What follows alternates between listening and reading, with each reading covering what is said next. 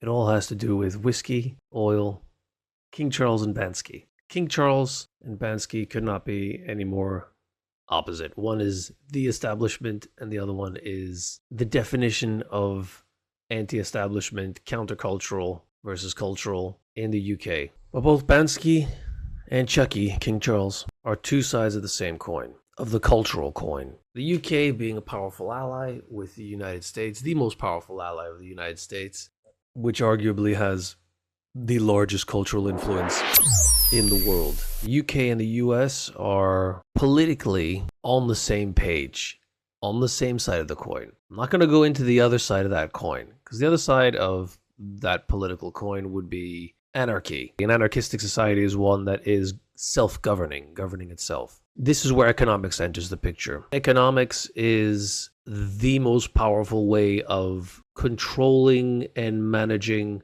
decision-making processes. So the decisions that economists make influence the decisions of everybody who's part of the monetary system, whether you're Bansky or King Charles. And indeed, most people fall somewhere on that spectrum of establishment, anti-establishment, cultural, countercultural. Soft power in politics is linked with culture, and tourists, especially for the UK, which is where this video is mostly talking about, want to lap it all up, right? That's a good trip, isn't it? And tourism is an export, economically speaking. Foreign money comes in and an experience is taken away back home when you travel back from the UK to wherever you came from.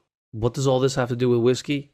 Watch till the end to find out. So what I'm going to do next is unpack this a little bit more and use it to create a synoptic link. An announcement like this grand statue, which if you look at the statue, let's look at the statue. It is a man in a suit walking off a ledge, holding a flag that is covering his face. Now, I'm no art historian or anything, but I feel like what the artist is trying to say here, especially where he positioned the statue, is that making decisions based on blind nationalism can lead anybody to walking off a cliff. So I think what Bansky's trying to say here is that we should be factoring in more than just national pride and thinking too domestically about things. Enter the visit of King Charles to the United States of America. Look at this photo. It's about as patriotic and nationalistic as a photo could be. King and Queen and President and First Lady stood shoulder to shoulder on a red carpet, some Marines in the background, the other Old Glory on one and Union Jack on the other.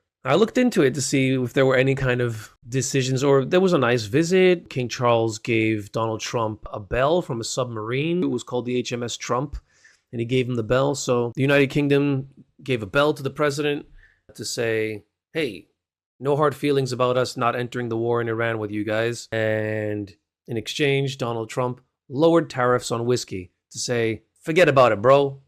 No problem. And that was pretty much the only the only real socioeconomic outcome of the visit. The rest of it, I couldn't find anything else. The rest of it was just a PR, this photo, this moment, to say, we're still bros. So there is still war in Iran. There is still war in Ukraine. I'm using the UK's economy as an example because of the power that it has on services worldwide through its financial sector, and the US through the power that it has on the global economy through its products. The two together are, economically speaking, not just politically speaking, let's put the politics aside for a minute, economically speaking, extremely powerful.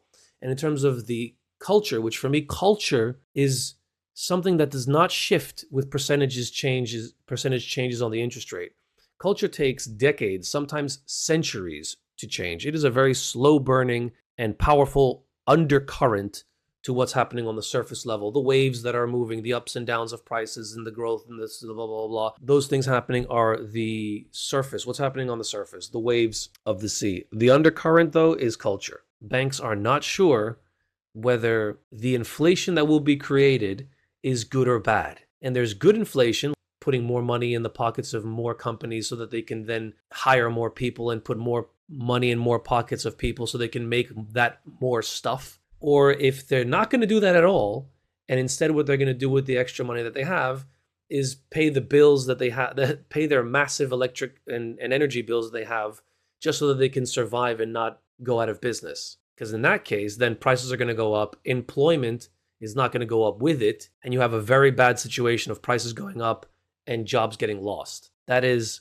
called stagflation. It's a very special kind of inflation that is very bad news for everybody. And that's what the Bank of England, without saying it, is that they're afraid, very afraid, that that could happen. So they're going to wait a little bit longer to see what plays out in the political scene with visits to the US to try and lower tariffs and maybe negotiating, between Putin and Trump about ending wars in Ukraine and with other people about ending wars in Iran.